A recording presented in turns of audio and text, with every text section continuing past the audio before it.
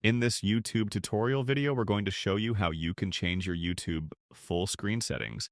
You may notice that some of your videos don't go full screen on YouTube when you open them. So I'll give you an example with one of my videos, but this applies to other videos on YouTube as well. So I open this video, but you can see that it has black bars at the left and right side of the screen. It doesn't fill my whole phone screen, but there are two different solutions to this problem, and they're very simple. You can either pinch to zoom over the video a little bit, and that will fill your entire screen with the video.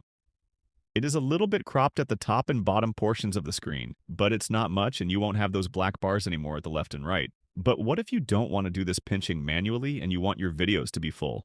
Screen automatically every time you open the video on YouTube. We will go back and then tap on the U section at the bottom, right corner of your screen.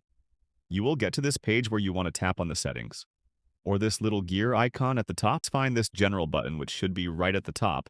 And once we get to this page, simply make sure that the option called Zoom to Fill Screen is enabled or turned on. When this is enabled, every video will play in full screen once you open it, and you won't get those black bars anymore.